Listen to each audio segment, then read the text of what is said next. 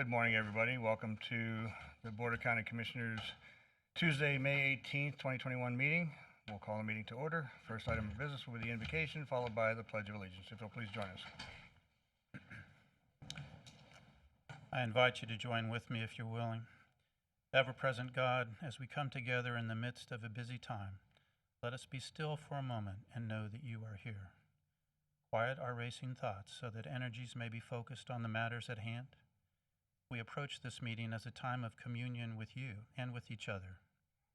Be present in the conversations to be shared, the decisions to be pondered, the plans to be made. Keep us honest in our deliberations and open to the power and gentleness of your Spirit, working in and through us. Amen. Amen. Amen. I pledge allegiance to the flag of the United States of America, to the republic for which it stands, one nation, under God, indivisible, with liberty and justice for all. Okay. Once again, good morning. First item of business will be public comment. Anyone wishing to address the board on any item that is not a hearing, please come to the podium, identify yourself for the record. And I think we have our first group coming up immediately. Ladies? They actually have to get to a graduation, so I've asked them to come up first.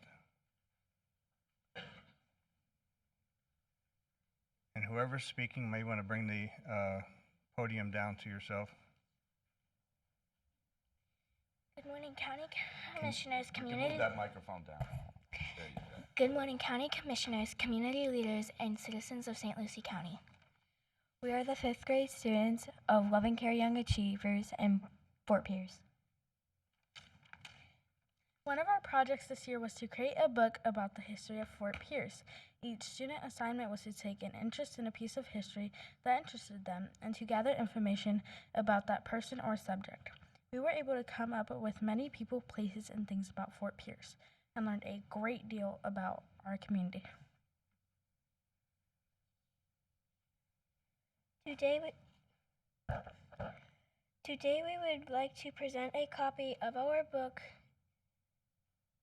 to our great city to be placed where people can enjoy the many short stories about Fort Pierce. Thank Thank you for giving our school the opportunity to take part in sharing our history. All right.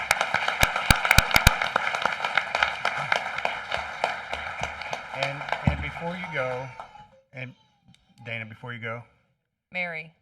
Mary, I'm sorry. We have a proclamation. Where's it at here?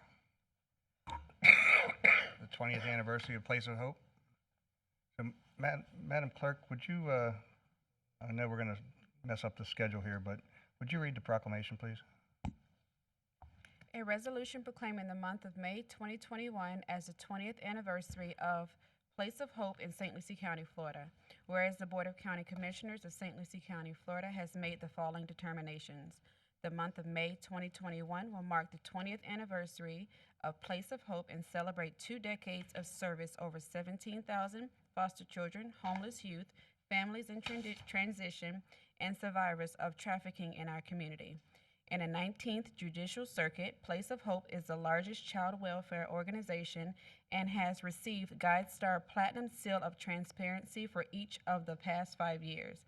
Charity Navigator's highest 4 out of 4 star rating for each of the past 9 years and was named one of the top 11 charities that changed the world by the Huffington Post in 2014.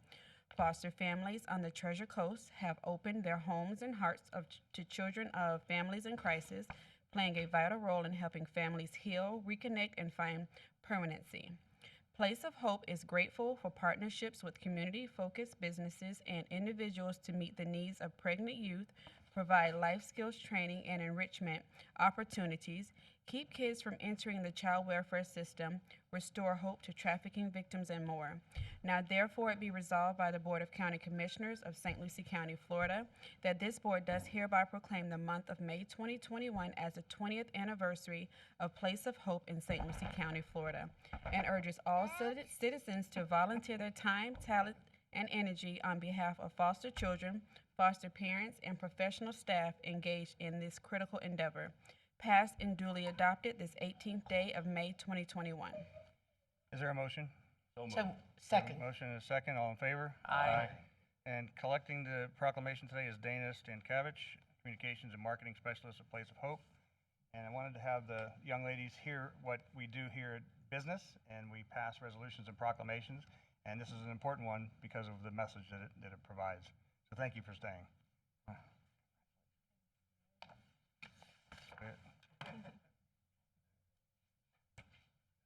Want to say a few words? Yeah.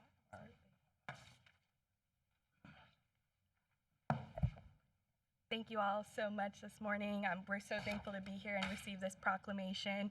As they just said beautifully, Place of Hope accepted our first child on campus 20 years ago in May 2001 and has since been working hard to end the cycle of abuse, neglect, homelessness, and human trafficking right here in our community. Since then, we've been able to serve over 17,000 children, youth, and foster families. We have been able to create 320 forever families, keep 585 siblings together, and each day we care for over 340 children. So we are so thankful to partner with you all to have this opportunity to recognize the amazing youth in our care. Thank you so much on behalf of Place of Hope. Thank you. Thank you very much. Thank you. And good luck. And ladies, congratulations on your graduation. Thanks for coming. All right. Aye. Bye-bye. Bye-bye. So for the commissioners, this is a wonderful book that was created by the students, and stories about issues and things that are in our community, and the story is written by each of them. It's my understanding that this book, it says, love this book, studenttreasures.com/order copies. So if you want to get your copy of this book, it's available. It's my advertisement for today. All right, we are under public comment. Anyone wishing to address the board that is not a public hearing, please come forward and let us know who you are for the record. Good morning. My name is David O'Brien, and I'm grateful for the opportunity to address you. I'm with Project Lift. We're a nonprofit agency that works in Palm Beach County right now and also Martin County, but we have the intention of finding a location and opening up a campus here in St. Lucie County. And I wanted to have an opportunity to introduce our services to you as we begin our process of looking at partnerships and stakeholders in the community and also sources of funding to support the efforts that we have. We work with 14 to 19-year-old at-risk teenagers, males and females. They come to us through the court system, through school systems, through counselors, and through families themselves that refer them. And when they come to us, our primary services are mental health services and substance abuse treatment. But those services are delivered in a particularly unique way through vocational training. So Project Lift was started by a therapist, Bob Zacchio, who worked in a place with 50 different therapists working with kids who referred. They were in trouble, and they were sent to them for 15 weeks of counseling. 15 weeks of basically resisting counseling and the therapist banging their head trying to get these kids to talk. So Bob decided, I cannot waste my time. I'm going to try to do something else. And he took the kids out back to fish. And once they were out of the clinical setting and in a more comfortable environment, the kids talked and shared. And he decided he was going to try that approach in a car repair setting and got a friend of his to help fix cars while he did psychotherapy under the hood of the car. And that was Project Lift's beginning 11 years ago. Now we serve close to 600 kids a year, one campus in Belle Glade, one campus in Palm City right now.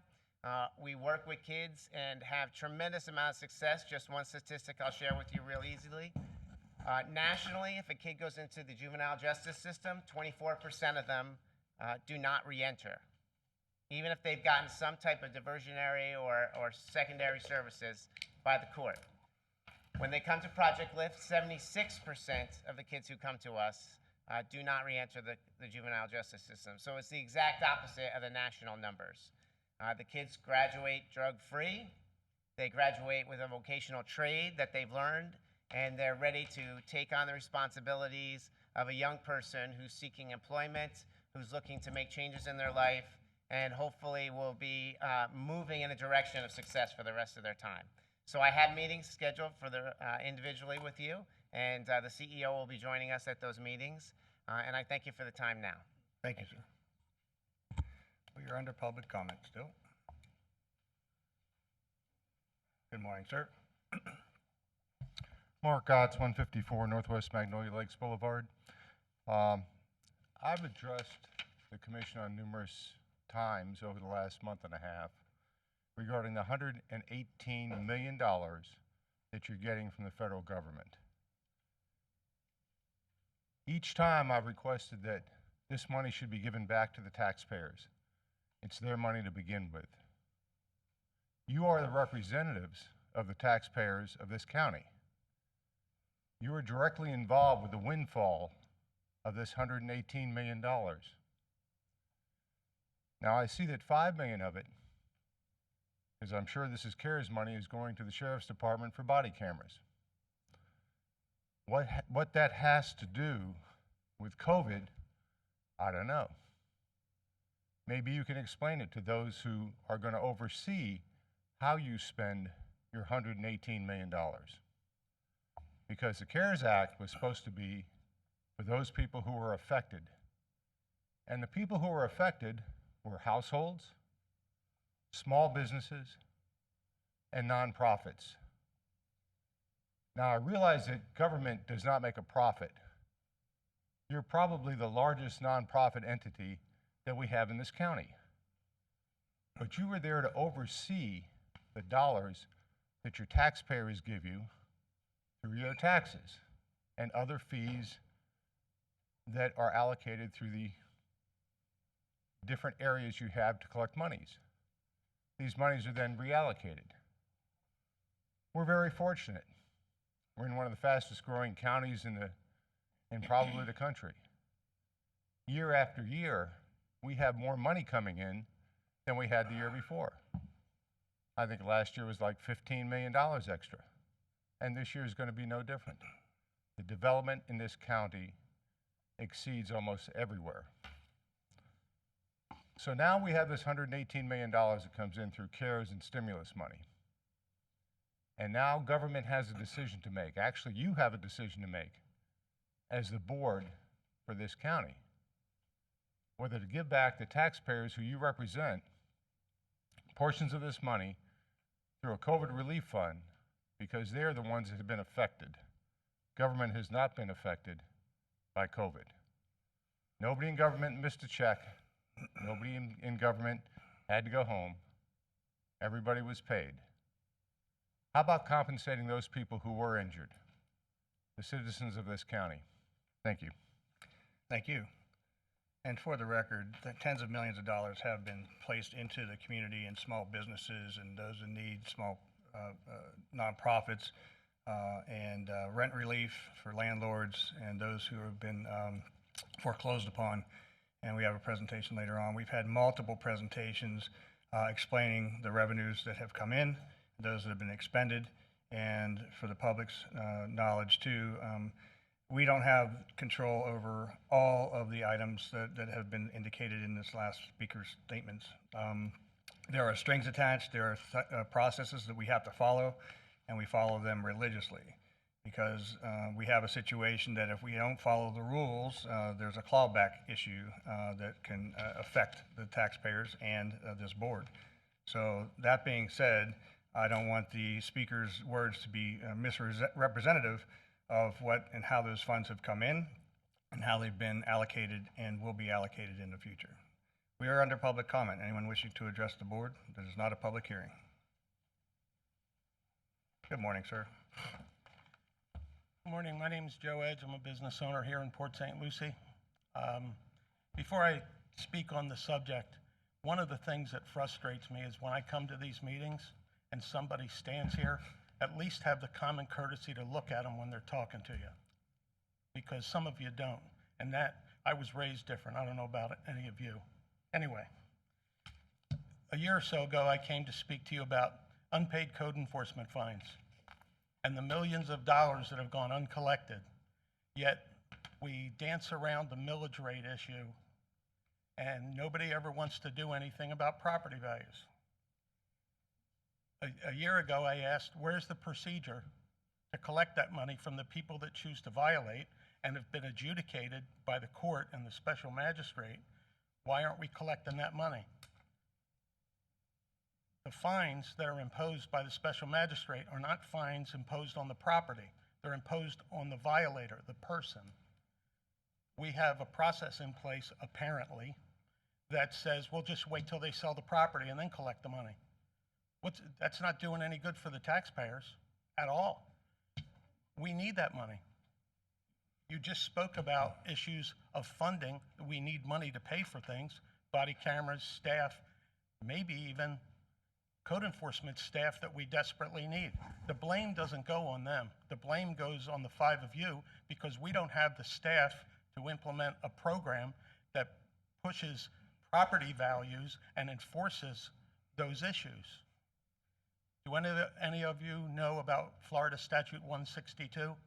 I won't tell you what it is, but you can look it up. Violators apparently get more consideration than the people that follow the rules and maintain their property values. And we're not doing anything about it. We went through this in Port St. Lucie. Some of you may know of my exploits in Port St. Lucie.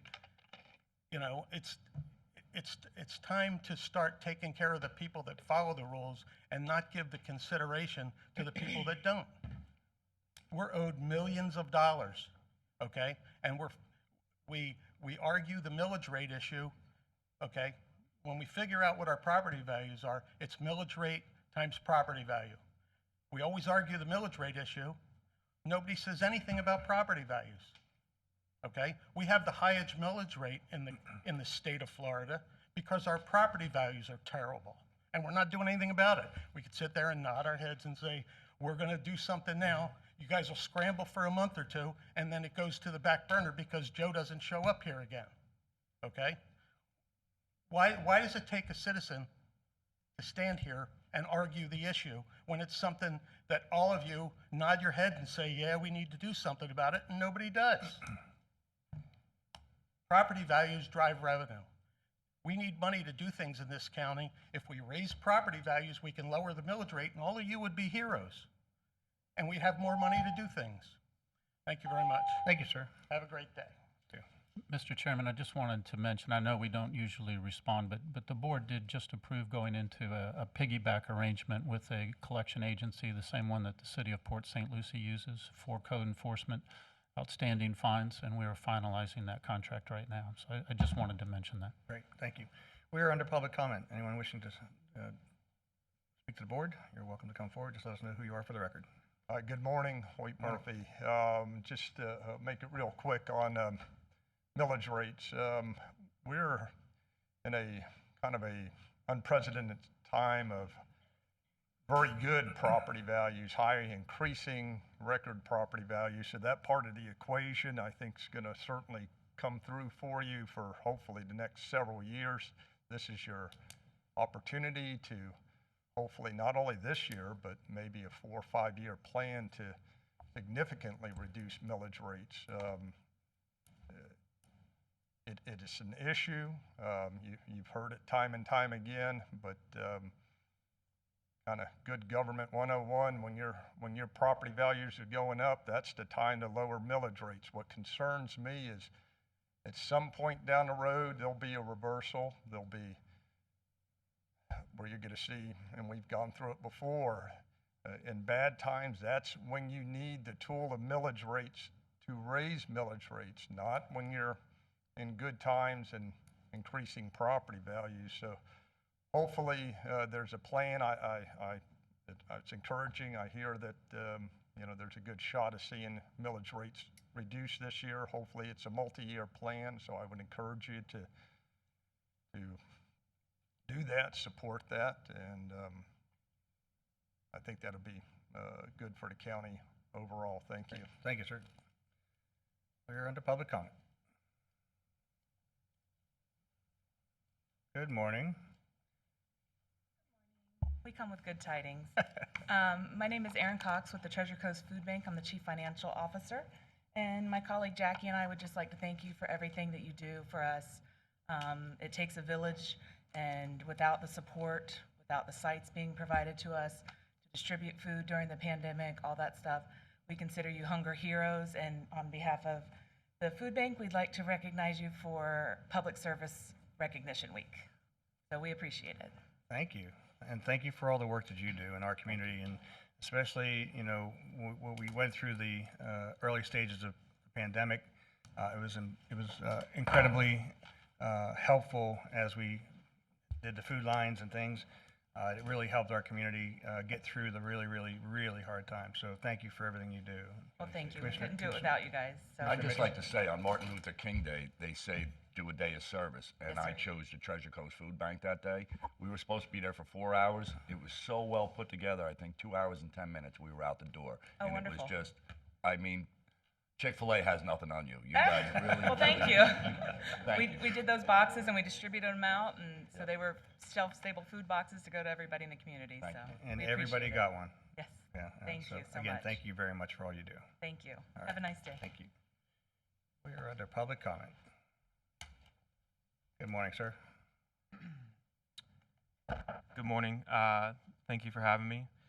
My name is Mark DeRosa. I'm at 3143 South Indian River Drive. It's my understanding that we recently completed a 5-year plan to raise revenue for kind of a rainy day emergency fund. I'm here today because I'd like to see a 5-year plan to reduce revenue. Well, maybe not reduce revenue, but reduce the burden on property owners. As it's been discussed today, we have the highest in the state property tax millage rate. And I think a lot of people don't even understand what a millage rate is. They don't understand their taxes. Millage rate, for those who don't know, is basically the amount per $1,000 that you're assessed on your taxes that you will be paying. So in 2018, 2019, according to a study done by Florida Tax Watch, our rate was 22.8369. So for every $1,000 of assessed value, you'd be paying about $22. This was the highest in the state out of 67 counties, and it was 32% higher than average. I think it should be noted that in St. Lucie County, we're the only county that has a fire district that taxes separately. So really and truly, that number is much higher.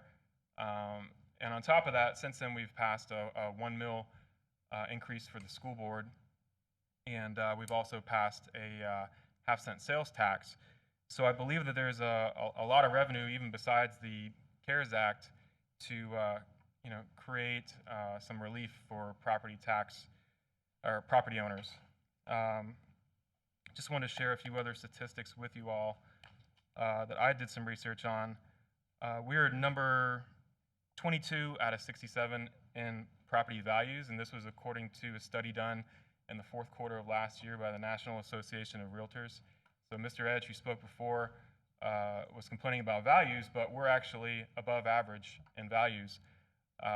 You would think that if we had the highest millage rate, that we would have the lowest values, but we're actually right about average, just slightly above.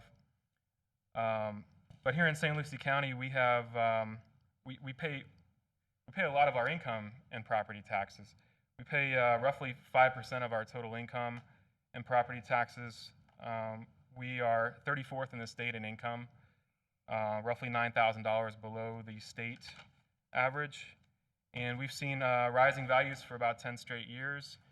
And according to another study, we're seeing, in 2018, we're seeing 43% more revenue than we were in 2013. So it seems to me there's no shortage of money flowing in, and I think it's time that we had a multi-year commitment to lower the rate substantially. Thank you.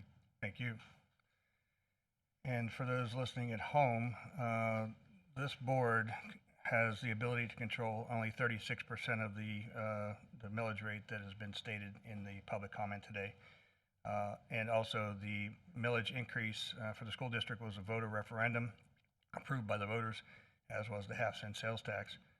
So I just want to make sure that whenever we have speakers that the conversation is balanced with the information that is appropriate for so-called both sides. We are still under public comment. Anyone wishing to address the board? Seeing no one, we'll come back to the board and we'll close public comment. Next item will be the approval of the minutes. I have two sets of minutes. First being the regular meeting of April 20th, 2021, and then the Indian River Drive Town Hall meeting of April 27th, 2021. Is there a motion? So moved. We have a motion. Is there a second? Second. Second by Townsend. All in favor? Aye. Any opposed? Motion passes unanimously. We've already gone through the proclamations. Again, thank you for moving that forward. Next item is a presentation by the Boys and Girls Clubs of St. Lucie County, Future Growth. I think Mr. Will Armstead is here. Good morning, sir.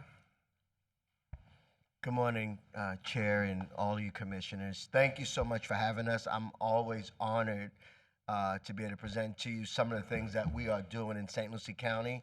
And clearly, we couldn't do it without you all, so thank you so much. You might think this guy's my bodyguard, but he's not. He's 16 years old and just doing some phenomenal things, and you'll hear him speak momentarily. I just wanted to share with you, just coming out of COVID, or still on the back end of it, our clubs, our 23 locations throughout St. Lucie County are seeing an increase at each of our locations. Last year, this time, we were right at about 4,600 registered members, and we're starting to see those numbers go back up, so we're more than 2,600 registered members. We also have been blessed to be at a new location, and that's Westside. And what Westside is allowing us to do is to be able to serve more kids. And if we ever have a pandemic, we can spread them out. And that was the goal, is to have a safe space that we could spread kids out further on this 50-acre campus, as well as being able to be in a 53,000 square foot facility. So we're able to serve a lot of kids. And just to put that in context, we could actually serve about 1,000 kids at that one location. We don't plan on serving that many kids in that one location, but the possibility is there.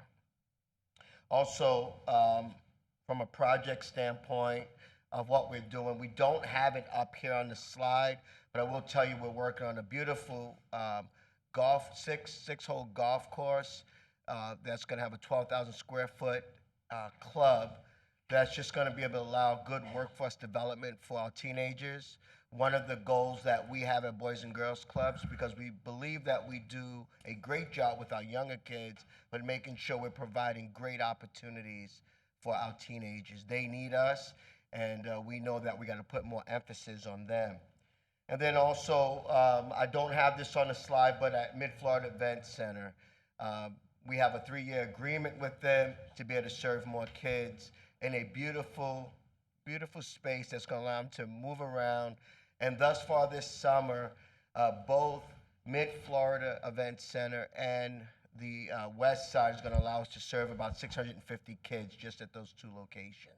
So I'm very happy about that. We got quality staff that's prepared to make that happen for you. One of the things throughout this COVID, we watched a lot of kids suffer for a lot of reasons, but I am happy to announce that at our Garden Terrace unit, that 30 kids had honor roll. And, you know, when a kid has honor roll through this time, that warms my heart more than anything, because we don't know all the struggles that those kids have gone through. But we got some troopers over there and working with not just the county, but St. Lucie Public Schools, working with our cities, working with our business owners. It takes a little bit of everyone to make sure that our kids are on track and on point. Last summer, we, in partnership with St. Lucie County and Career Source, we were able to hire 156 teenagers throughout the county through COVID. And this year, we're going to do the same thing again. So thank you for helping us to achieve some dreams. And you'll hear this from Jamiris shortly. We also want to thank Children's Services Council for the work that they do with us to ensure that we're giving our teens a safe place to work. And not just the teens that are the older ones, but those 13, 14-year-olds that we got to start bringing them up so that they're prepared to work in the workforce. And as you see listed, we have just a small portion of the people who support those efforts. I'm going to bring up this little guy real quick because I'm extremely proud of him and all of the teams that we serve. Yes, ma'am. Will, Commissioner Bartz would like to ask. So, Will, I want to thank you.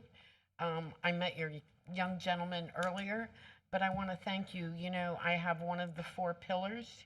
Yes. And part of that is to let people know about West Side. So I want to thank you for joining my team. You're welcome. Anything for you, Commissioner.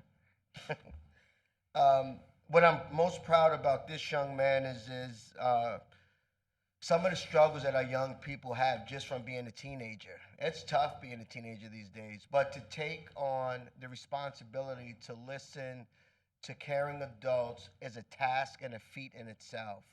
And I can tell you that me and this young man have had some discussions.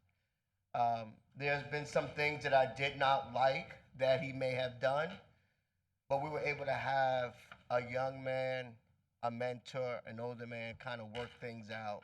And one of the things at Boys and Girls Clubs that we don't do, we do not kick kids out just because they made a mistake. And that is not going to happen in my clubs throughout St. Lucie County, because it's those mistakes that make them better. And as adults, we understand that, because I know for me personally, I should have probably got fired 100 times at each of my jobs, but they didn't fire me. They gave me an opportunity to think it through, rectify whatever it was, even if I was right. And so I want to bring Yamiris up just to talk a little. Good morning, sir. Good morning, Commissioners. How are you doing today? I'm Jamaris Daniels. I am the Youth of the Year for the Boys and... Can you guys hear me good? Yeah, just okay. I think we're turning I it am up the Youth now. of the We don't Year have a for mic the... tall enough. I am the Youth of the Year for the Boys and Girls Club. You know, growing up in my own home, I never had a father for myself. He left before I was born, so at that stage, I thought that I would never be where I'm at right now. I'd never be able to be in front of you guys speaking to you. I came from like a rocky background. I understand. I was supposed to be a statistic, but I did not become a statistic because of the Boys and Girls Club.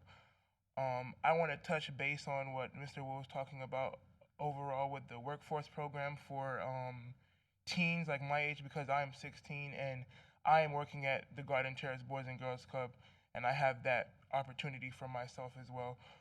I want to see more teens inside the Boys and Girls Clubs in the terms of working, because you know it takes you out of a place where you don't need to be at. Because I personally thought that growing up where I was coming from, I never thought I would get a job where I'm working at right now, and that job has brought so much opportunities to me where a lot of other kids out there would not have that same opportunity as well. So I believe that, you know, that would be a good thing for the teens in my community and my peers.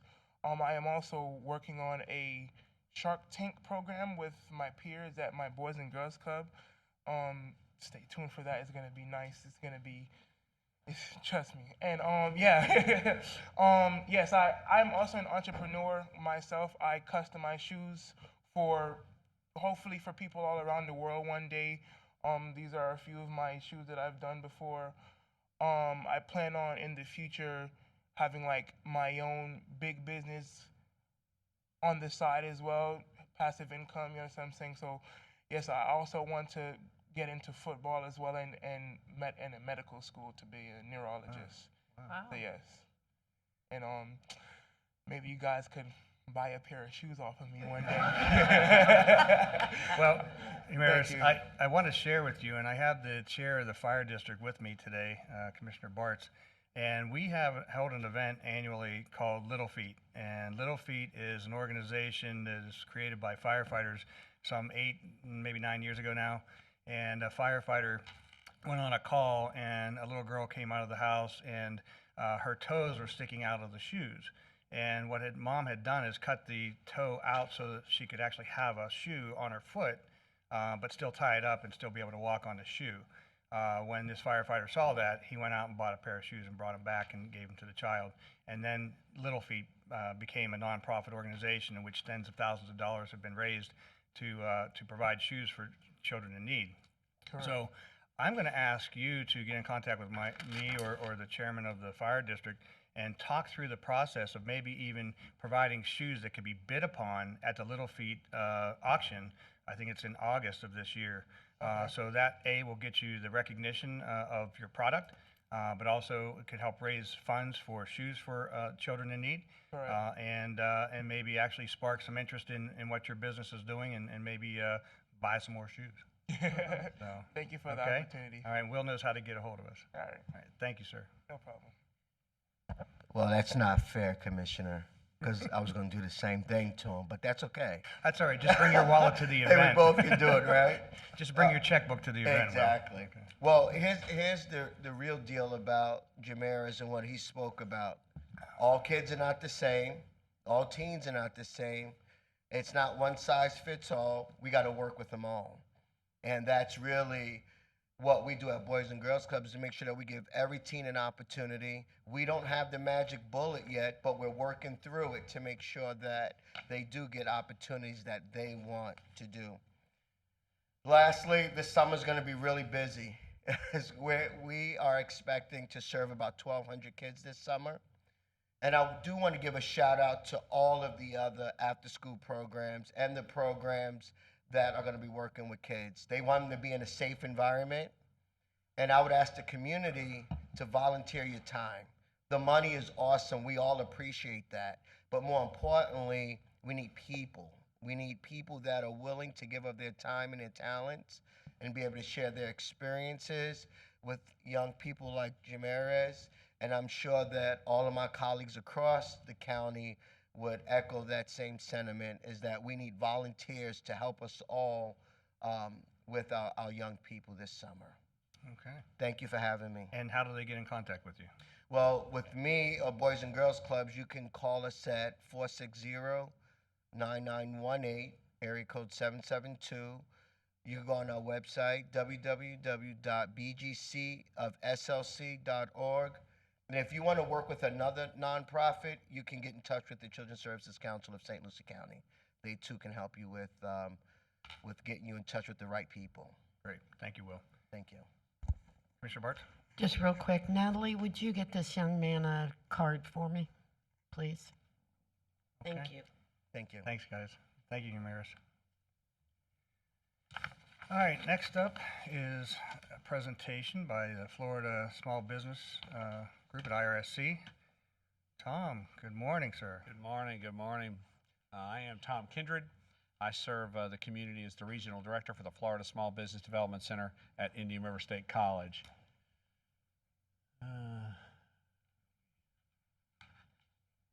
Load it up.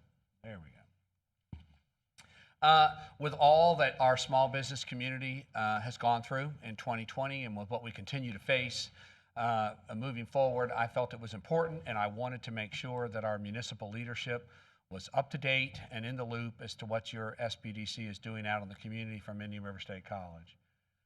As everyone knows, the SBDC is actually written into Florida law. We are Florida's principal provider of business assistance.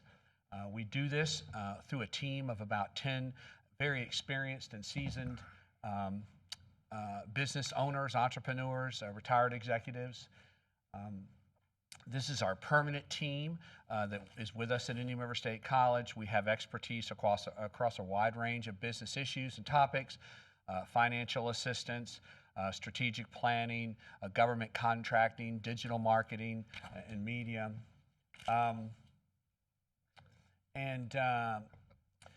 Obviously, as the marketplace continues to deal with this ongoing ramifications, we continued as a network. There are 9 centers, just like the one at Indian River State College, across the state of Florida.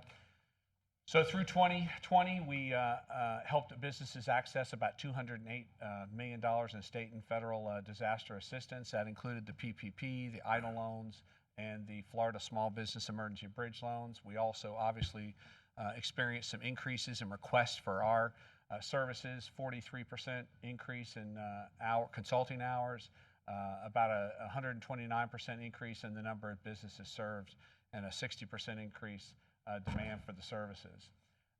To better understand the obstacles and effects that COVID had on the small business community, the Florida Small Business Development Center Network partnered with the Florida Chamber Foundation and the University of West Florida to conduct a impact survey on the Florida small business community. And again, as all of you can imagine, the survey uncovered obviously leisure and hospitality were the hardest hit industries. About 50% of the businesses in the state of Florida had to close for some period of time. Unfortunately, about 40% of those businesses closed permanently. About 45% of those businesses are concerned about continued operations, and about 85% of those businesses reported losing revenue. This is actually some regional impact from around the Treasure Coast. I won't go through all these numbers with you, but just a couple of high points. About 65% of our businesses had to add expenses to mitigate public safety risk. About 48, almost 50% of our regional businesses had to close for some period of time. About 40% of our businesses had to participate in layoffs or displacement, and again, about 90% of our businesses experienced some loss of revenue. About 55% of all of our regional businesses who applied for the PPP received a PPP, and about 35% of our regional businesses that applied for an EIDL loan received that EIDL loan. Let me go back. I think we missed. Again, part of the survey also addressed the future, what businesses felt like moving forward. About 65% of the businesses were concerned about continuing operations. About 70% were concerned about business cost. Over 70% were concerned about their revenue. And about 80% were concerned about the economic uncertainty. Just a quick update, we are conducting an updated survey. Now that things are open and there's a little light at the end of the tunnel, we're going to resurvey small businesses across the state of Florida, and we hope obviously to see a little more positive responses to those survey questions. Specifically, impact for our center right here along the Treasure Coast, and this is where I kind of want to stop for a minute, and I simply want to say a big thank you to the St. Lucie County Board of County Commissioners. I think the Treasure Coast Food Bank called you food heroes. I'm going to call you a small business hero. I think Chairman Zadowski talked about rules and regulations, but you know what? You did have some leeway in how you spent those CARES Act dollars, and through vision and your leadership, you dedicated a good percentage of those dollars to small business. And I can absolutely tell you from being in the field and helping with that program, I know that your leadership, vision, and commitment to the small business community saved an awful lot of people and saved their livelihoods. So I do appreciate, on behalf of all the small businesses, certainly in St. Lucie County, we appreciate what you did. I also want to say a big thank you to Alfonso and Mark and Mr. Tipton. Again, we have worked very closely with all three and the entire staff. Charlotte in tourism, we've worked very closely with county staff through the last year and in presenting programs and deploying programs. So a big thank you to them too. I can tell you that all three, Mark, Alfonso, and Howard, kept us on our toes. So we appreciate that leadership. Very quickly, we provided over 6,000 hours of consulting services across the Treasure Coast. We helped businesses get access to about $14.3 million in capital. Our government contracting specialist helped clients get access to about $94 million in government contracts. Worked with 727 clients, and about 200 of those are long-term. So this is not a one-and-done type program. We are the primary point of contact for what's called the Florida Small Business Emergency Bridge Loan, which is funding provided by the state of Florida after any disaster. Tuesday, March the 17th, the governor activated that program. We immediately returned to work and began helping folks get access to that. We put about $3.1 million on the street through the Emergency Bridge Loan Program. And again, in St. Lucie County, very specifically, we worked with and supported your efforts in your small business grant program. Our team helped review and process applications. And at last count, about 250 of those applications were approved, and there was about $2 million put on the street through your program. We also were very engaged with Indian River County's program, and we helped them put about $2.4 million on the street up in Indian River County. CARES Act, we were provided some CARES Act dollars. We were mandated to spend 75% of those dollars to increase consulting capacity, which is what we did. We added, about doubled our staff, added 8 to 10 new consultants. We added a capital access specialist, technology specialist, digital marketing specialist, HR, strategic planning. So those folks are still on the payroll and on board. So we have a big staff to respond, to continue to respond. We're easy to access. You can either call us or email us, and we will get you registered for a consulting session. We have done some innovative, engaged in some innovative marketing channels. We partnered with Indian River Magazine to create Treasure Coast Business Magazine. It's a quarterly dedicated to all things business across the Treasure Coast. We have featured stories about St. Lucie County in that magazine. We also have a statewide podcast and a weekly radio show called Small Biz Florida. Alfonso and Charlotte and a number of folks are regular contributors on that show for us. We have some 20 and 21 initiatives. We are partnering with all the Main Street cities across the region to provide what we're calling the Better Business Program. We're providing 5 nights of business training. We're following up with digital media review of the companies and the merchants. We're going to do one of those programs with Lincoln Park Main Street at the Blackburn Center. We're doing one of those programs with the City of Fort Pierce, and we're doing one of those programs with the City of Port St. Lucie. We also created a funding partnership with Center State Bank to deploy our Profit Mastery, which is a financial training program. We're going to deploy that in Lincoln Park and Fort Pierce and the City of Port St. Lucie. Again, just a few initiatives. We requested funding and received funding for a permanent capital access specialist. We've also received funding for a permanent manufacturing specialist. And so we continue to have some initiatives, and one of the ones that's most closely associated with you is our Fort Pierce consultant is making regular visits now and has regular hours at the Sunshine Kitchen Incubator. So we are playing a role up there in those folks that are using the incubator to launch their food businesses. And I think that's it. Appreciate the opportunity, appreciate the time. If you have any questions, would welcome the opportunity to discuss. Questions from the board? Hearing none. Again, thank you very much. And for anybody that wants to know where monies come and go, there's a large portion of it right there. We appreciate what you've done to help us keep our economy rolling. Got an email this morning talking about how trash collections are showing such an increase that it shows that an economy actually is doing well when your trash collection goes up.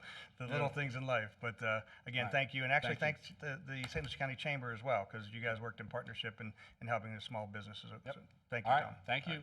Thank you to IRSC too, as a community partner from all means. All right, next item. Looks The like St. Lucie County Board of County Commissioners. Hold on. Let's not run that yet. Next item is the American Rescue Plan. And Alfonso, is that going to be you? Yes, Chair. Commissioners, good morning. I just wanted to take the opportunity before we begin the American Rescue Plan. If you allow for just a small video regarding the CARES Act, on some testimonials regarding the CARES Act and the investments that we made into our particular community associated with the CARES Act. So if we can launch that particular video, that would be helpful.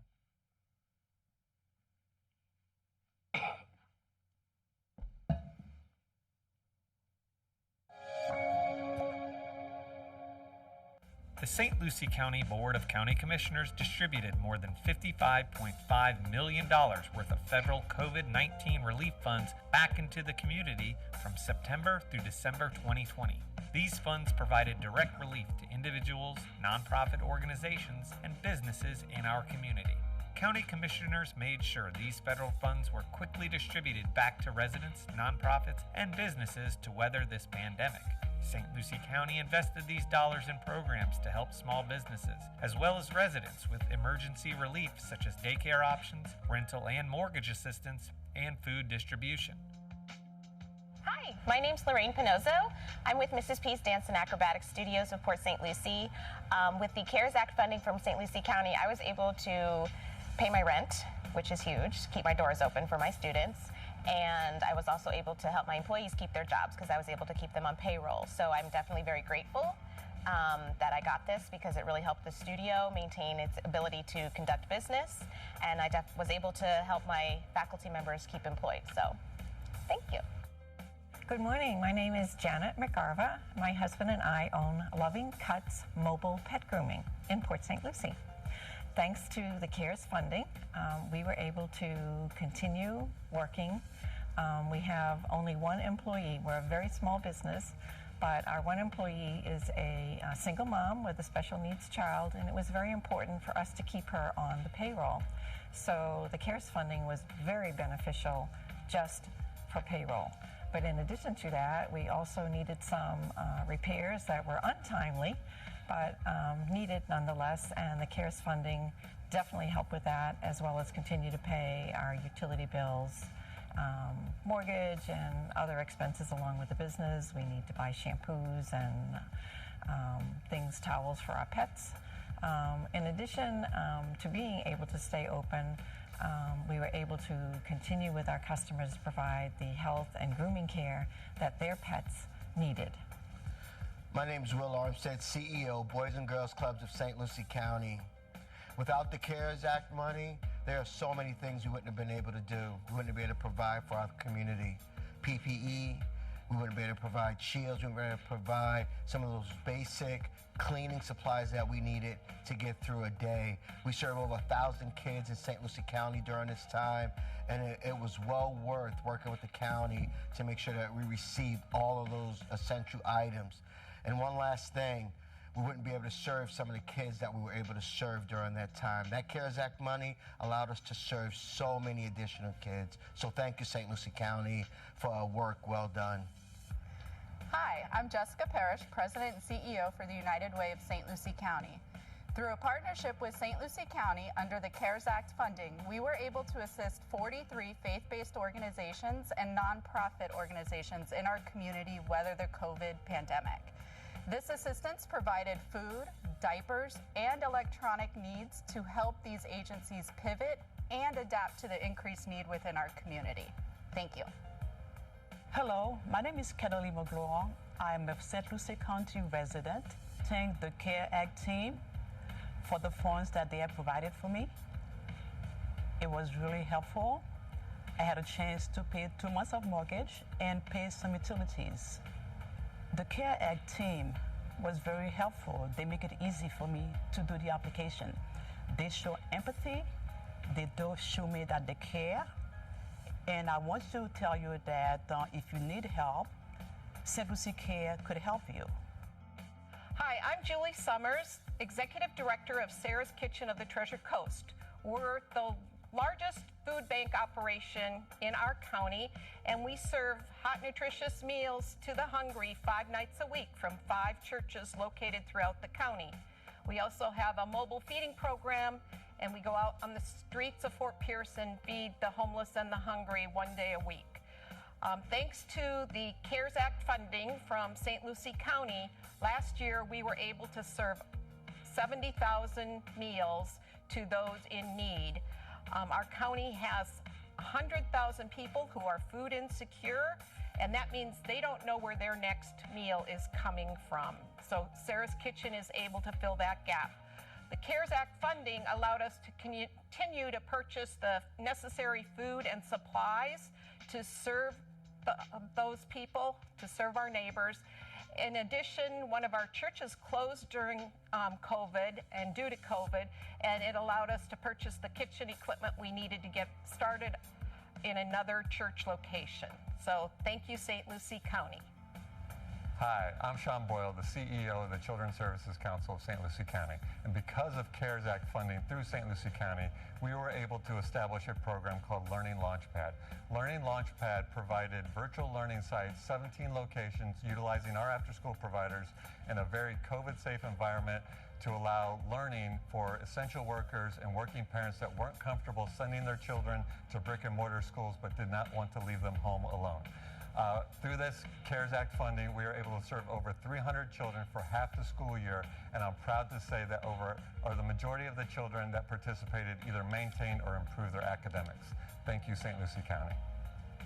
Good morning, my name is Brian Bauer. I'm the President and CEO for CareerSource Research Coast, and I'm here to talk about the CARES Act and the opportunities that St. Lucie County's CARES Act funding was able to provide CareerSource Research Coast and our employers and our job seekers in our community. So without that funding, we would not have been able to put on a partner project with the county on workforce development and economic development training assistance, where we had the opportunity to provide monetary funding in the form of on-the-job training contracts for employers or individual customized training accounts, vouchers for individuals looking to go back to school. And those amounts were in the amount of $10,000 per individual or per hire with an employer. So thank you to the county for that partnership and looking forward to continuing our partnership.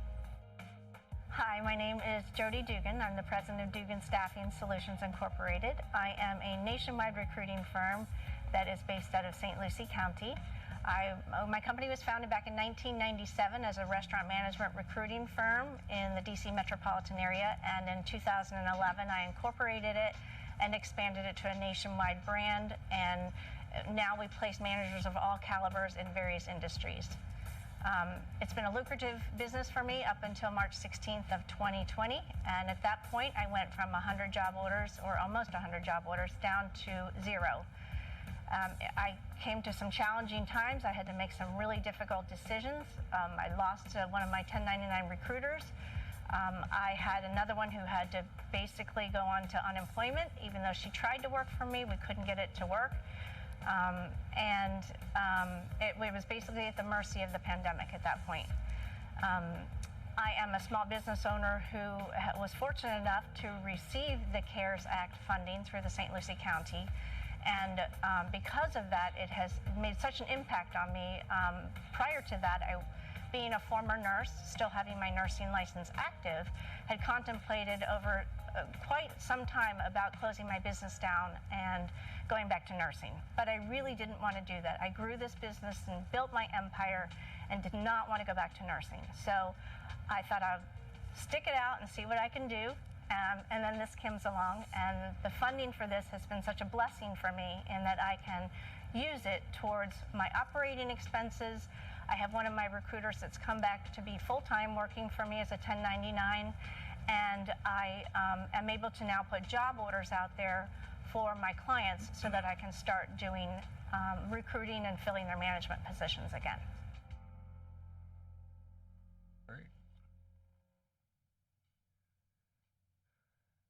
Excellent presentation of all the items that have been going on, largely unseen.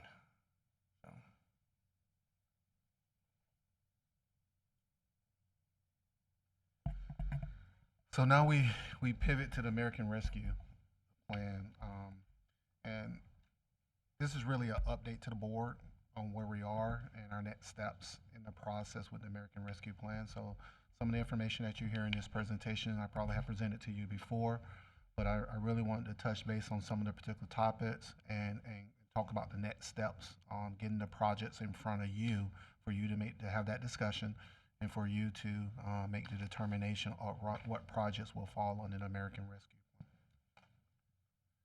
Plan. Just a quick overview, just talk about the American Rescue Plan a little bit, go over some of the local fiscal recovery funds. Again, talk about some other funds that will be coming down to the county as well, some direct allocations to different departments for different programs. Talk about the process and alignment to the strategic plan framework and some important steps. We all are aware of this particular item here. It is about 1.9 trillion million that was approved as part of the American Rescue Plan. It's approved into law on March 11, 2021. The important component is that blue portion for us where you see $360 billion that were allocated for state and local fiscal assistance. Here are the eligible uses for the local fiscal recovery fund. Respond to COVID-19 or economic impacts, replace revenue lost due to COVID-19, provide premium pay for eligible essential workers, and invest in water, sewer, and broadband infrastructure. Just some highlights on this. Our first allocation, we have applied for it on March 10th. Haven't heard yet if we received it yet, but I'm waiting for us to see if we received our first allocations. The portal was open on March 10th. We went right in there. The finance department went right in there and applied for us to get our first allocation of $31.8 million. The second allocation is scheduled to come within the next 12 months after we receive the first allocation. The deadline for this is to obligate funds by December 31st, 2024. All funds must be spent by 12/31 of 26. So we have to obligate the funds, and they must be spent by that time, by the 12/31/26 time frame. We did receive the interim final rule from the U.S. Treasury on May 10th.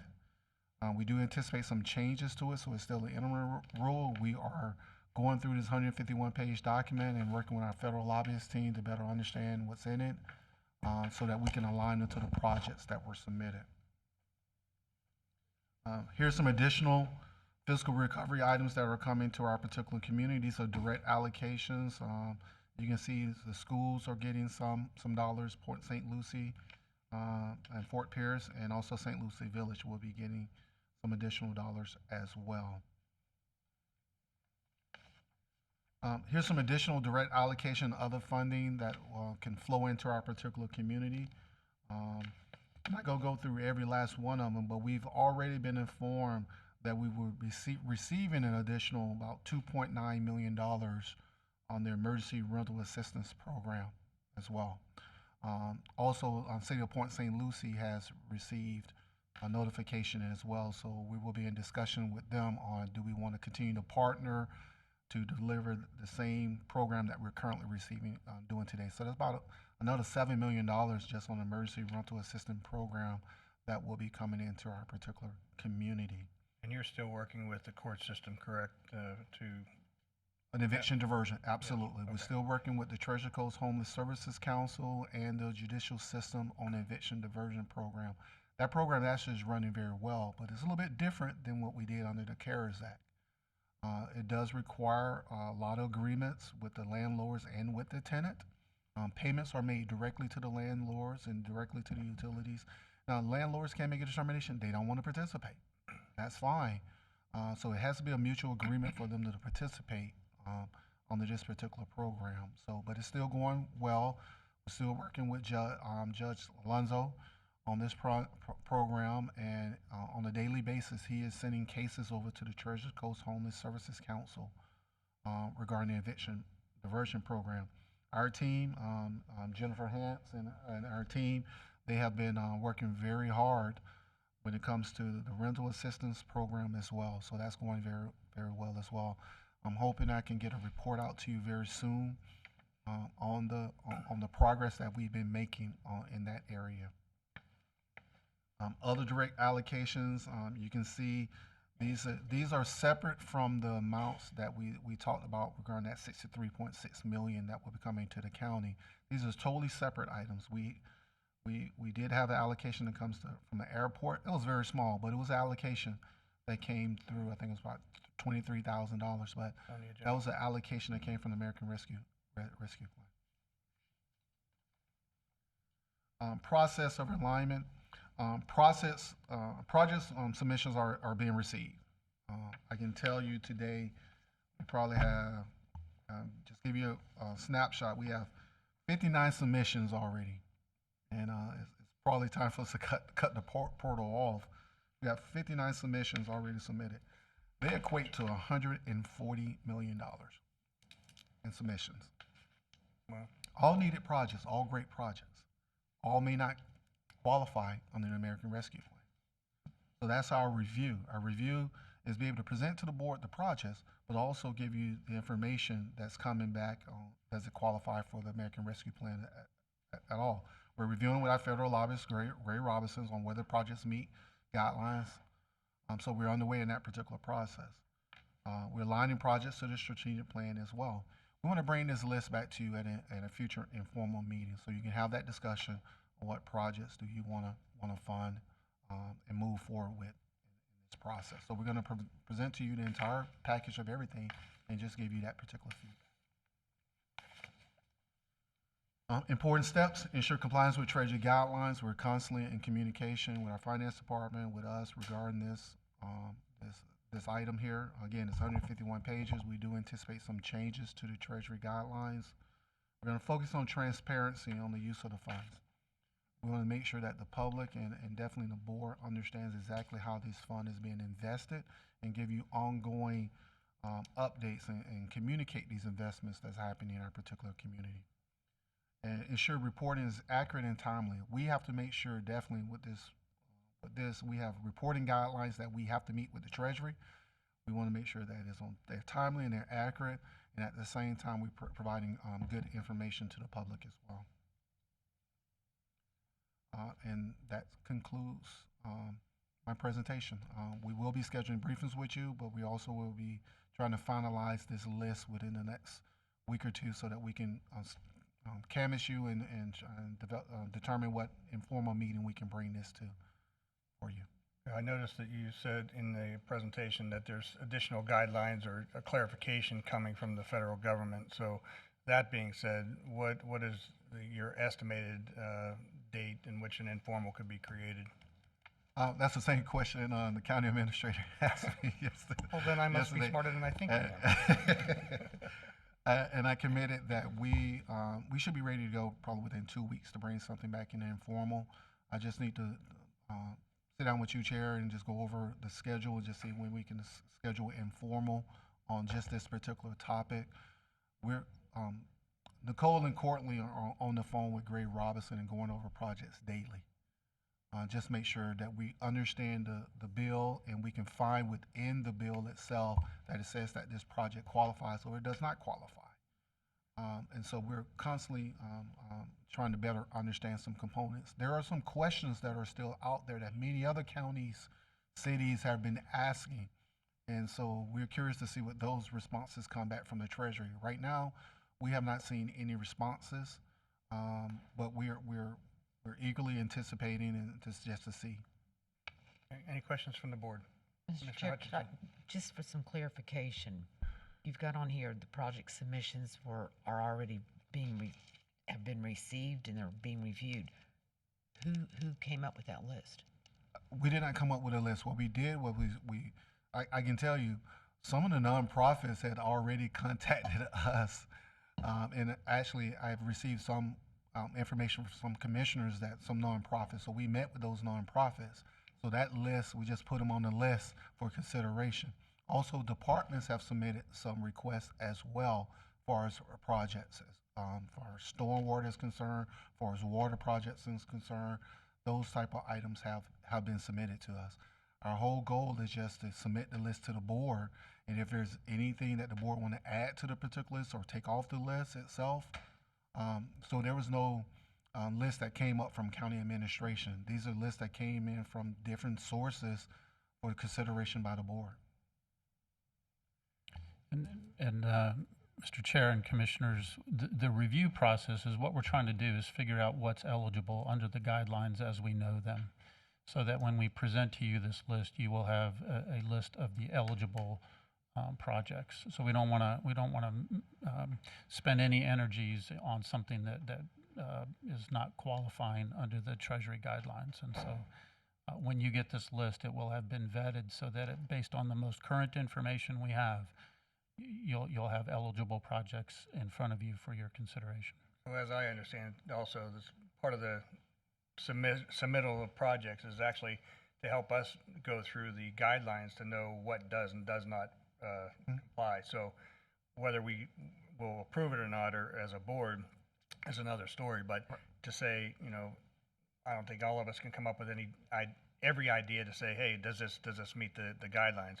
That way, if you're looking at 149 of them, I assure you that most of the guidelines will be, come into play and help us to develop what will be the easier outline to present to us as the board as to what we can approve to begin with.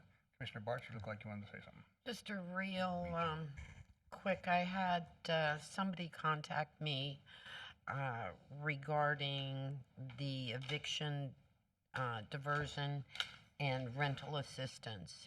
And I have to say, they couldn't say enough good things about our process, about the empathy provided to them.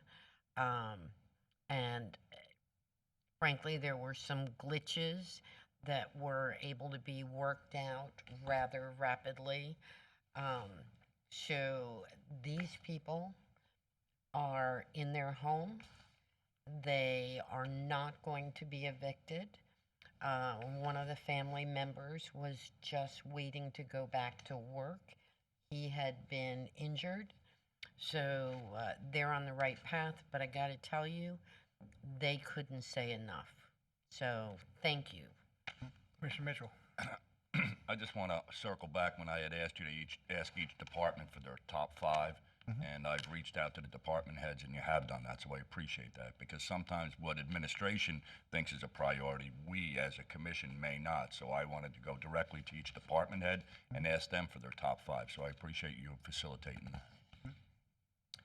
All right, any other questions? Okay. Thank you, Alfonso. Thank you. Appreciate that. And next item is a good news story about how our employees have stepped up, and I see Doug Graber coming forward. This is going to be, well, I'm going to let him talk about it. So.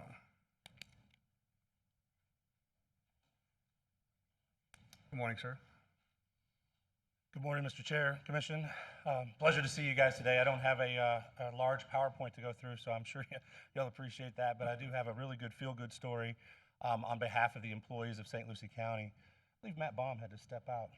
He's right behind you. Come on up, Matt. I was looking over there for you. Sorry about that, Matt. Come on up, Matt. So Doug Baber, HR Director for St. Lucie County. I've got Matt Baum, the Parks and Recreation Interim Director, with me today. We partnered together this year for the United Way Employee Charitable Contribution Program in an effort to raise as much money as possible for the residents of St. Lucie County. And we have beat our goal from the previous year by a long shot, and I'm excited to tell you about it, but there's a few employees that I'd like to call up that are big, intricate parts of this program, and then Matt's got a few that he's going to call up as well. So if I could get Prakash Sharma, HR Manager, to come up, please. Danielle Spera and Taya Baker. These folks are from my HR department, and they chaired the employee contribution side, not just the golf tournament side, but they partnered in that as well. And I want to make sure these employees got recognized for some of their efforts that they did going department to department to continue to increase our employee contributions program. And then I'd like to have Matt bring up a few people from his staff. Good morning, sir. Good morning, Chairman, Commissioners. Thank you. Just want to thank you all for supporting, our effort to support the Night Away, and like to thank Howard for kind of leading the charge as well and encouraging us to give and to encourage, the community to give. And so I'd like to thank, my staff at Parks and Recreation. I couldn't really single out really anyone. I was fortunate that a few staff are here this morning. I'd like to acknowledge them, but of course, by acknowledging them, I don't want to leave out the many who couldn't be here, or the long list of names in Parks who all really, helped in the effort.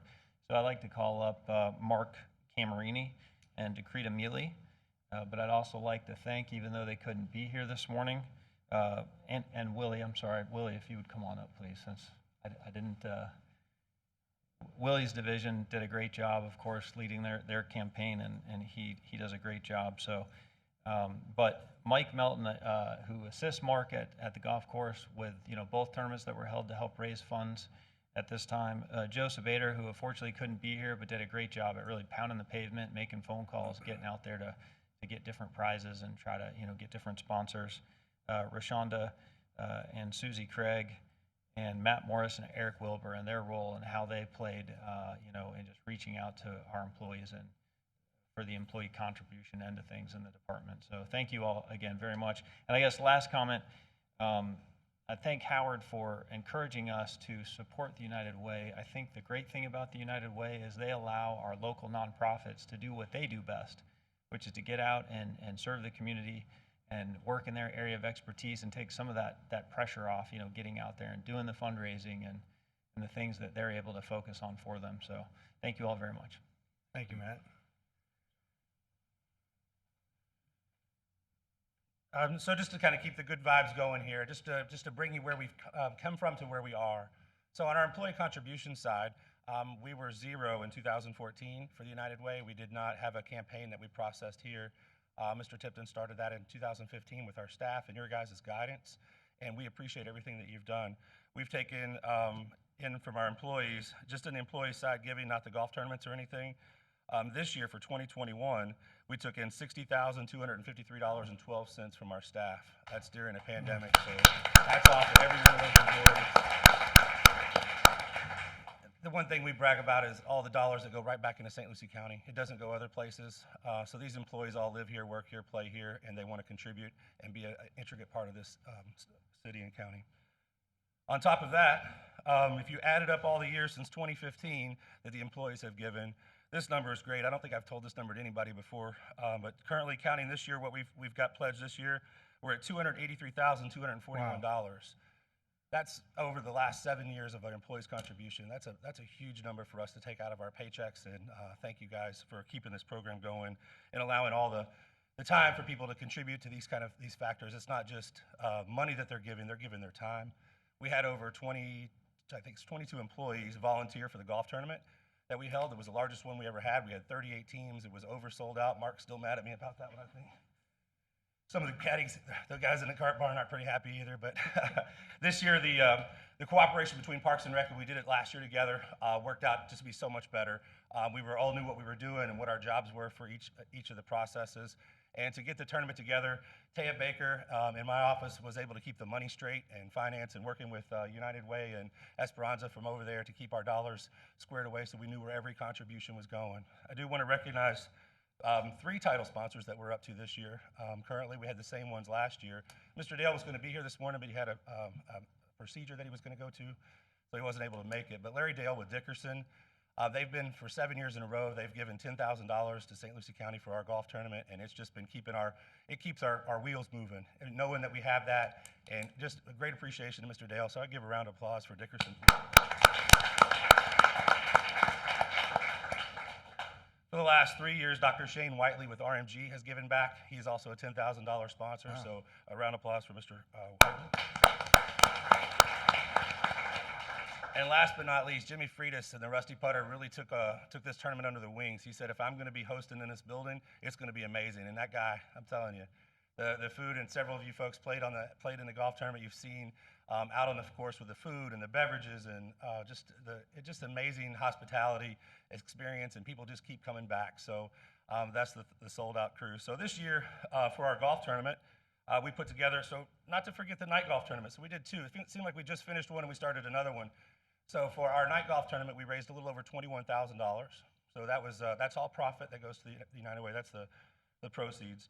But with the Dickerson Ultra Drive 21 tournament, we raised $66,727. That is above and beyond we've ever dreamed. I mean, we were always shooting for 50, and we went way past that this year. So hats off to everybody that played, contributed, and was a part of that. But that 7th annual Dickerson tournament was just amazing. If you guys were there or you saw it, I appreciate everything you guys did and your support, and Mr. Tipton for allowing us to continue to have a day of golf. So to bring all that together in the Ultimate Drive competitions for the 7 years, the number is $326,701.27. That's just for our golf tournament. So if you take that, you get 326 plus the 283, $631,000 that we put together in the last 7 years for the United Way is amazing for us. It is amazing. I'm very proud to be a part of that. And with that, this year I've got Jessica Parrish here. She can come up. She's with the United Way, and we'd like to present her a check this year. And I'll pull out the check. Roll. Jessica Parrish, President and CEO for United Way. With all the great words that have been said, I really have nothing other than thank you. I mean, without the support of the county and all the employees, we couldn't do what we do on a daily basis. And the growth has just been tremendous. This year, when we shuffle all the numbers, we'll most likely see you guys as our second highest campaign for this fiscal year. So thank you. All right, thank you. Thanks for all you do. We do have the check here, the large check. It was the biggest one ever, so I had to have the biggest check ever. It's for $148,102.05, so that's our contribution for this year. Next year, I guess we have to beat 150, so we got our things lined up for us. If I could get a picture with the group of the employees and the commission, if that would help. Why don't we set Yes, up sir. down here and we'll be up here.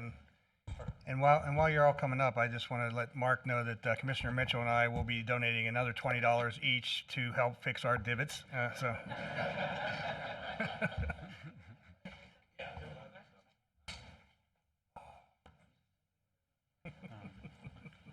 Always getting in your pockets, Mitchell. I know. Let's see, what do I got? Must have left my money in my other pants. Of course. Checks in the mail. Italian disease, Lafonzolo. Yeah, you're allowed to get it closer now. You're all vaccinated. Gotta get closer. Put your mask on. All right, ready? All right.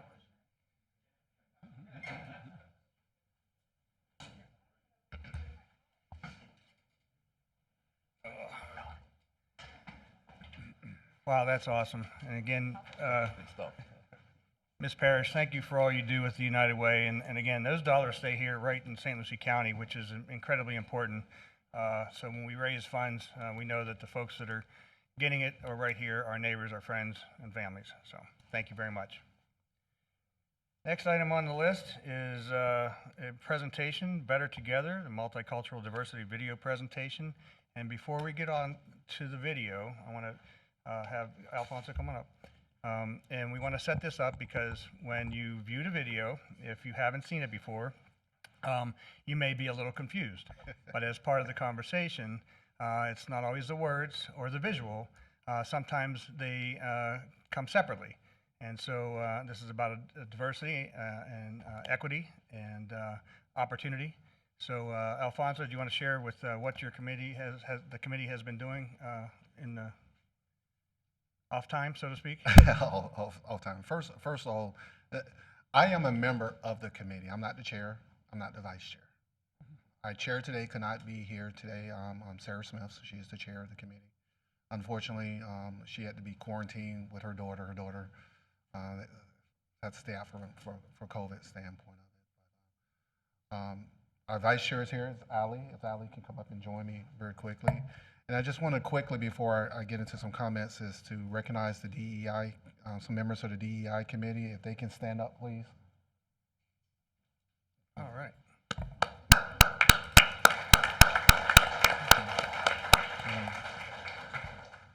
For me, I have been in St. Lucie County for almost a year now, and I have seen this as a very welcoming community. It's so welcoming that I have become a homeowner here within St. Lucie County as well. I see so much value, so much culture, so much diversity, so much inclusion within our community itself. The DEI committee is focused on that as far as bringing people together, understanding each other. I was fortunate enough of many thousand people to actually go through a certificate program with the University of South Florida's Business School, a free program on DEI. And it was great to see all the conversation, all the effort that's been placed in just to better understand each other. You know, we all come from different backgrounds, we all come from different upbringings, so it's just about understanding each other and bringing each other together. So when you see this video, yes, this is a creative item and thought process itself. So when you see a Leslie Olsen that pops up in this video and you say, hey, that's not Leslie's voice. Well, it is not Leslie's voice, But what it's about is to show you that we all are share the same values, the principles, and the goals and bringing St. Lucie County forward. It's all about not who you think you're hearing it from. They're saying it because they believe in it. The different voices that you're going to see here are voiceovers, but it's important to note that this is a poem that they're going through and that they're sharing about St. Lucie County, what they feel about St. Lucie County. You're going to hear about they believe in the diversity, they believe in the equity, they believe in the inclusion within this county. And as I come to know more about St. Lucie County, I can see the various cultural items that are here. We talked about art and cultural on the transit rebranding not too long ago. That's part of it. We talked about different programs. Juneteenth is coming up. We talked about different programs and things that we encourage people to attend. That's all about understanding the different cultures within our community. So this video is going to come across as showing you what these employees and also community members, because there's community members in this particular video, what they believe about inclusion, diversity, and equity within our community. And now I'd like to have Ali say a few words. Thank you, Alfonso. Good morning, Mr. Chair, Commissioners. Alejandra Matos for the record, Air and Seaport Department. I am also, as Alfonso mentioned, the Vice Chair for the Diversity, Equity, and Inclusion Committee. And we are here today to officially introduce to you our committee. We also would like to show you the short video, as Alfonso mentioned. The main goal of our committee is to promote and create a culture of diversity, inclusion, and opportunity for everybody in St. Lucie County as an agency and also as a community. Before we show the video, we would like to take this opportunity to thank the media department, more specifically Flynn. He has worked very patiently and diligently with us in getting this project, to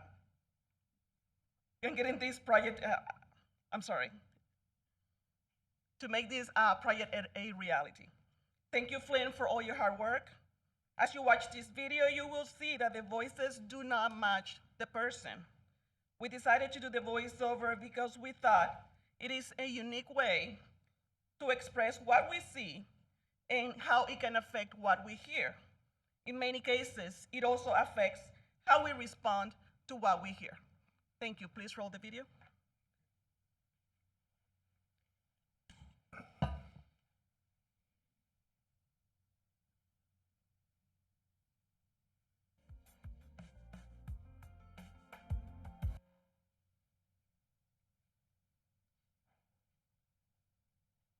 Gender, status, structure, and race. I wonder what matters in this here place. We were created in the image, one of diversity, to do great things, leave behind the adversity. Similarities and differences, yet we are a community. Better together is our approach to unity. When we work it together, we strive for inclusion, achieving our greatest potential, not just an illusion. Not equal treatment, but systems that are just. Equitable outcomes that framework won't rust. Goals, practices, and policies that build better relationships, cultivate acceptance, and not stereotypical censorships. Age, race, gender, sexual orientation, disability status, religion, a different disposition? Yes, we have similarities, but we're all unique, and working together is what makes it all complete. Building community, greater innovation, increased productivity. Higher employee satisfaction and retention, the proclivity.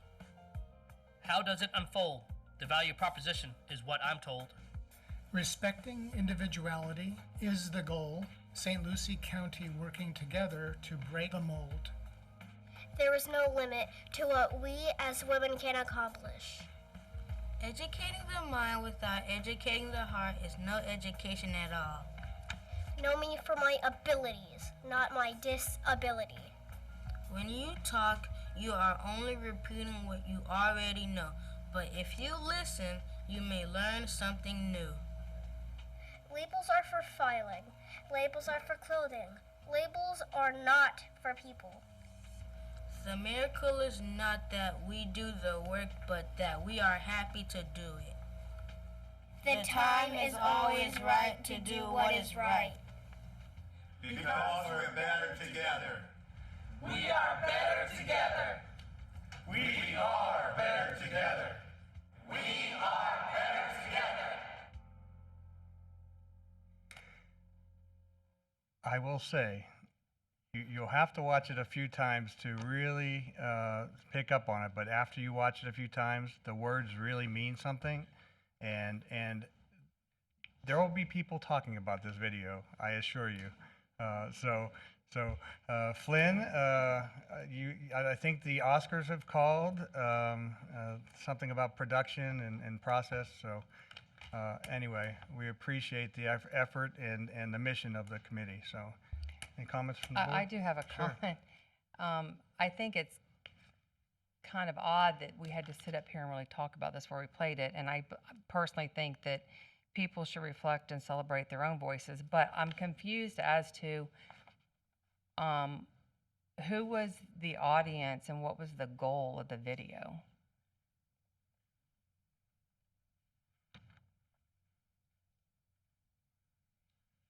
Right now, Commissioner, the audience is just internal staff. We've been just working internally itself and working on things to bring our team better together from that standpoint of it. So this has been an internal item, and the goal is just really just to celebrate all cultures, all individuality within our organization itself. So it wasn't anything to place out into the community at this particular point. It's more internal. Okay, that makes me feel a little better. I mean, I think that at the end, the way that it was done with the children, that was impactful, you know, seeing that come up there with the children's voices and everything. I just was very uncomfortable watching the videos, so I did not really understand the intent. So I'm a little more comfortable hearing that this isn't going to go out to the general public. Thank you. But it was, I know the intent was there. Again, our focus right now is on internally building our capacity within our organization first. And I got to be honest with you, Commissioner, I think at some point we have to have those conversations are being had in the community today. You know, we all have been involved in those particular conversations. We've all been on conference calls and webinars and things that are happening in our community. So the conversation is being had today. But our focus right now has been on focus on our internal organization. And then at some point in the future, yes, we would like to see how we play a role within our community when it comes to diversity, equity. Any other comments? No? I can say that, you know, from an opportunity of accepting cultures and different diversities, as we say, I came here from Pittsburgh, and it was called the melting pot of America. And it's a reason, because there are so many different groups and individuals from many, many countries that settled there. And this county has always been the forerunner in helping change some dynamics. We used to say that kids at risk, kids at risk, kids at risk. Well, this county undertook more than 10 years ago the Kids at Hope mantra. And we became the only county in the United States to become fully trained as a Kids at Hope county, where all children are capable of success, no exceptions. You can go back to 1964 when seatbelts were introduced into cars. Well, people weren't using them.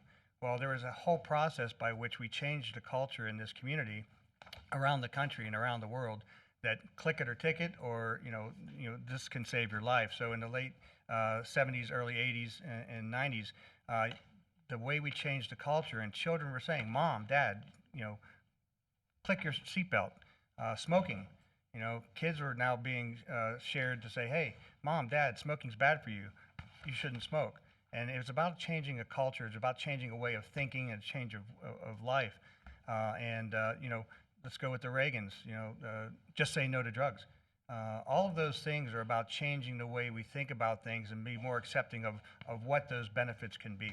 And I think that's really what this is about. And for us to do it internally, to accept one another, makes us a better community inside our workplace. And soon, I believe, and I hope that the conversation changes in our community and we become more accepting of one another, ideas, views, and of our looks. So, thank you, Alfonso. Thank you to the committee, and again, thank you to the committee for you were here. Appreciate your work. Okay, that looks like we've come to the end of the presentations. The next item is going to be the consent agenda. Is there any item a commissioner would like to pull for separate vote or discussion? Yes, I'd like to pull 8C1 for conversation, please. 8C1. Anything any other commissioners would like to pull for separate voter? All right, 8C1, Commissioner Townsend. This is with the Supervisor of Elections Office. We all know that the mall floods, and we all know that every time there's bad rain, that there's always issues. I know that we at one time had conversations about relocating her to the logistics center, and I mean, I'm sure that it's obvious that I'm physically conservative, so I keep bringing this up because I see Mr. Rutherford out there. Were you able to ever have any conversation with her office about relocating to the logistics center? Because I think that the $300,000 in rent paid could be given back to the taxpayers if she was to relocate there, and it could happen by 2023. I mean, I don't want anybody to be inconvenienced in election years coming up for her office, but still, she could relocate over there by 2023, and we could be saving hundreds of thousands of dollars in rent that we wouldn't have to pay. So have you been able to have a conversation with that office? Good morning, Mr. Chair, Commissioners. Daniel Rutherford for the Record Facilities.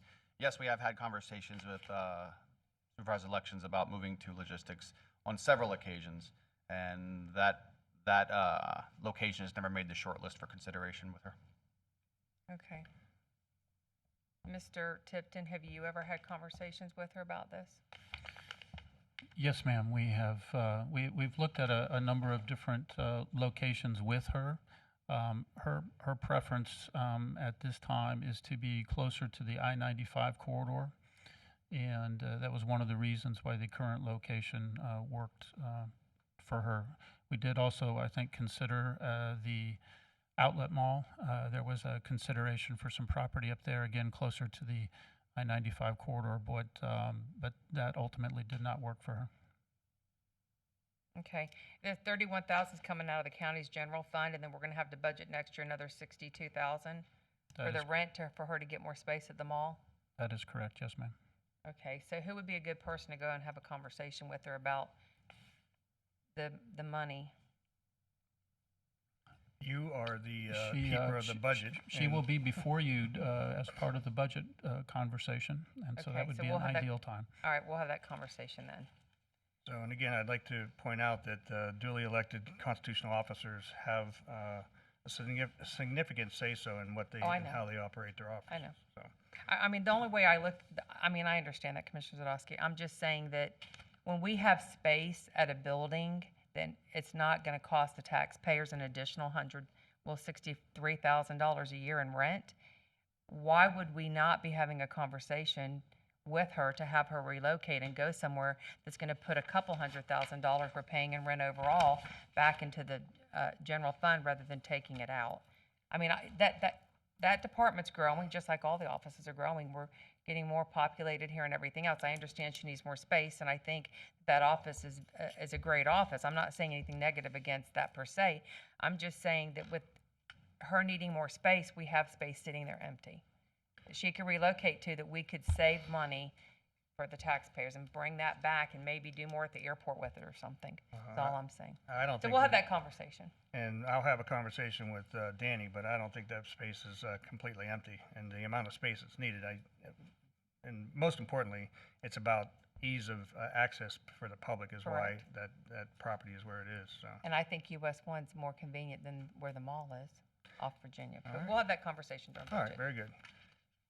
So if there are no other items for discussion or separate vote, I'll ask for a motion for the consent agenda. So moved. We have a motion by Mitchell, second by Bartz. All in favor? Oh, I'm sorry, Hutchinson. You moved your lips. See, the voice was different and the face was different, so see how I did that? See what I did there? Okay. All in favor? Aye. Any opposed? Motion passes unanimously. Okay. Moving on to the regular agenda. All right, who has this one? Looks like Mr. Payne is coming to the desk here. We're going to turn that microphone on, so I don't know that it's on. Hello. Check Yes. it. No.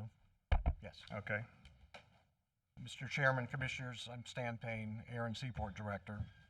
Here to talk about your foreign trade zone, which was established in 1996 with 4 sites under what was called a traditional site framework, which was process-driven, lengthy, so much so that in December 2008, the Foreign Trade Zone Board decided that the process is being lengthy and an inefficient use of their own resources and those of the public, adopted an alternative site framework.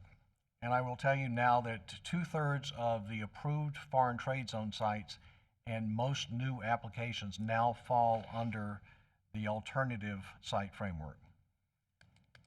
What happens is you designate service areas, and then within those service areas, there are 2 kinds of sites. Magnet sites, which are your traditional industrial parks. They will come sort of, so to speak. There's a 5-year sunset on those. You have to use those within 5 years or you have to reapply. The second is probably the highlight of the alternative site framework, which is usage-driven sites. Those are designated for specific companies that come into the service areas that are ready to begin FTZ activities. There's a 3-year sunset on those. Use them within 3 years or you have to reapply. But there's a very quick process for doing so, for gaining that designation. Our service area under the new application, there'll be 3. It'll be the St. Lucie County, Indian River County, and Okeechobee counties. The 4 sites that you have will remain. Those have been grandfathered. The airport and the business park that's adjacent to it are permanent. So those don't have a statute of limitations, so to speak. One of the things that this is very important for is actually the port. There are about 3 different layers of the foreign trade zone that impact the mega yacht business, including refit, including sales, among others. So it's very important, and now we'll be able to designate a usage-driven site for the port itself when the director is ready for the refits and for the potential sale of vessels. Any questions of Mr. Payne? Mr. Chair. Commissioner Townsend? Will this affect the customs in any way? No. Okay, thanks. Yeah. I think once we make this happen, I think that we need to have a bubble map on the website that shows that those exist, because I think we all felt that we were already in the process of the foreign trade zone. Some of us talking to the public and those who wish to participate in the foreign trade zone. So letting people know that we actually have the locations is going to be important for that future activity to come in. So. The important part now is that when you talk to folks, you'll have something in your pocket to hand to them. You'll have a benefit. And under this usage-driven site, you can talk to a company and literally within a few months have a designation. Any other questions from the board? This is a regular agenda item. Hearing none, is there a motion? Motion to approve. We have a motion by Townsend. Second. Second by Bartz. Any further comments or questions on the item? Hearing none, all in favor? Aye. Any opposed? Motion passes unanimously. Thank you. Next item is under the county attorney. This is a resolution. Thank you, Mr. Chairman. This item, as you indicated, is under the county attorney. However, it relates to the internal audit charter. Just in terms of background, the mission of an internal audit is to ensure that the operations of the clerk and the board are conducted to the highest standards of accountability to build and preserve the citizens' trust in government. Again, further in background, the clerk is a constitutional officer, independently elected. She is the auditor for the board. Of course, the board is also independently elected, and so there's interaction. The finance department works with the county's management and budget and administration to make sure that all expenditures are appropriate and properly audited. The internal audit provides an independent, objective assurance and consulting function and will advise management on best practices to improve operations. The internal audit helps the clerk and the board to accomplish their governance objectives by evaluating and improving the effectiveness of risk management controls and other governance processes. We did adopt a resolution back in 2014 accepting the internal audit charter. We have a newly elected clerk who is in the audience, and she has requested that the board readopt the internal audit charter. Staff recommends approval. Thank you. Any questions for staff? Motion to approve. We have a motion by Townsend, second by Mitchell. Any comments or questions on the item? I would like to, again, recognize Clerk Miller in the audience and her staff. We appreciate you being here. Thanks for coming. That said, all in favor? Aye. Aye. Any opposed? Motion passes unanimously. Thank you. Next item is Planning and Development Services.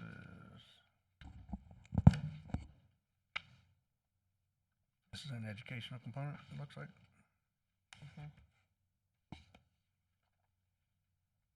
Good morning.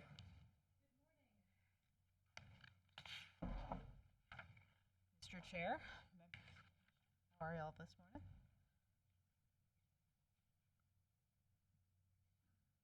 That good, huh? PowerPoint morning.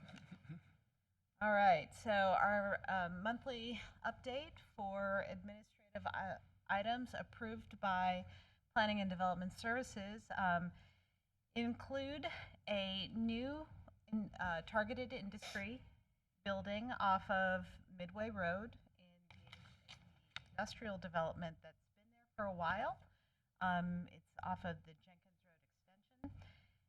And so we have someone building some new construction in there, and that's great because it's been sitting there subdivided but not built for a while. So we're happy to see this one moving forward. We also have Isla Mirada up near the airport amending their site plan to because they're just so busy and they're so successful and they're always expanding. So they've got a bit of the 10 pounds and the 5 pound sack right now, so we're trying to help them get it back into the sack. So they're doing some great stuff up there. And then we have a couple amendments out on the beach for condominiums that are just amending their site plans. We have Oceana 2, and they're just moving a fuel tank, and Island Village was building a sunroom. So those are little things that we were able to approve administratively. Do we have any questions? Any questions of Leslie? Hearing none. All right. Thank you very much. All right. Next item is item C2, Educational Facilities Impact Fee Refund. Like Mr. Benton is coming forward.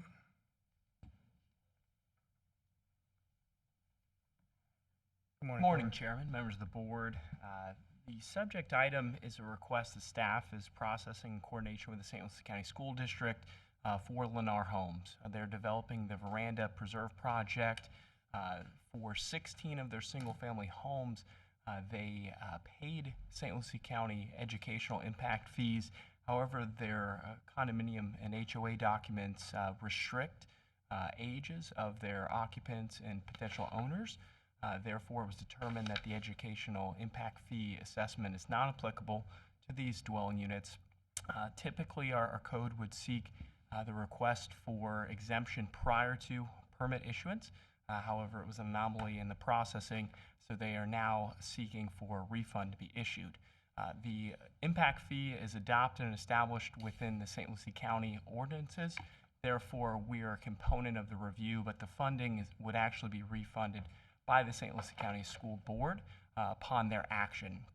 So staff is recommending that this board accept the request and forward it to the St. Lucie County School Board with a recommendation of approval, accounting for Port St. Lucie retaining their 4% administrative fee and allowing the St. Lucie County School District to retain any processing fees or assessments deemed necessary to complete the refund request. Okay. So no fiscal impact to this board. Move approval. Second. We have a motion by Townsend, second by Hutchinson. Any further comments or questions on the item? Hearing none, all in favor? Aye. Any opposed? Motion passes unanimously. Thank you, Corey. Looks like we've come to the end of the agenda. Mr. Tipton, do you have any words of wisdom or announcements? Thank you, Mr. Chair. Commissioners, one of the most solemn and important holidays that we have is upcoming, and that is Memorial Day, and our offices will be closed on Monday, May 31st. Our next regular board meeting will be the next day, Tuesday, June 1st.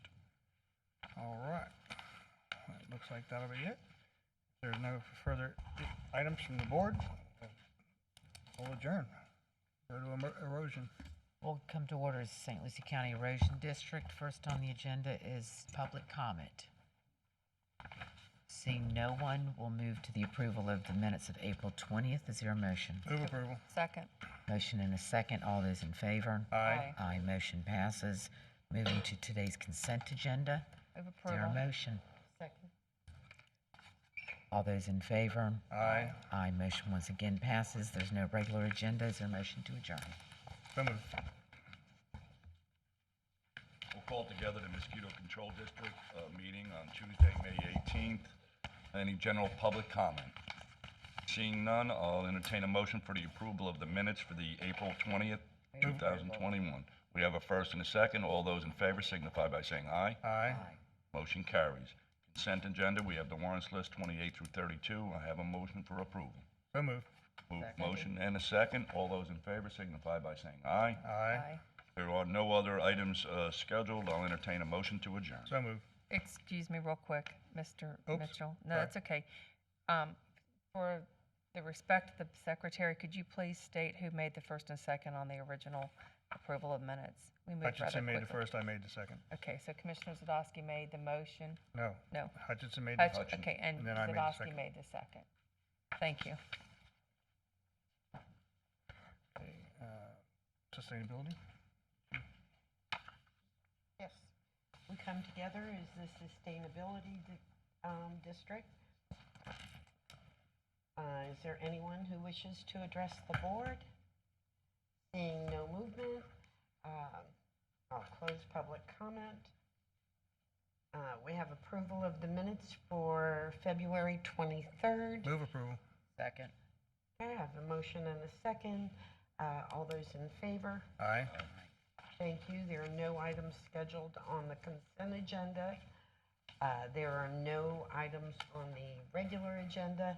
And a motion. I've got the motion to adjourn. Thank you. We'll come together as the Environmental Control Board. First item is call to order, general public comment. Anyone wishing to address the Environmental Control Board? Seeing no movement, we'll come back to the board. Approval of the minutes for February 23rd. Motion approved. We have a Second. motion by Mitchell, second by Bartz. Any further comments or questions? All in favor? Aye. Any opposed? Motion passes. Is there a motion to adjourn? So moved. Thank you. All right.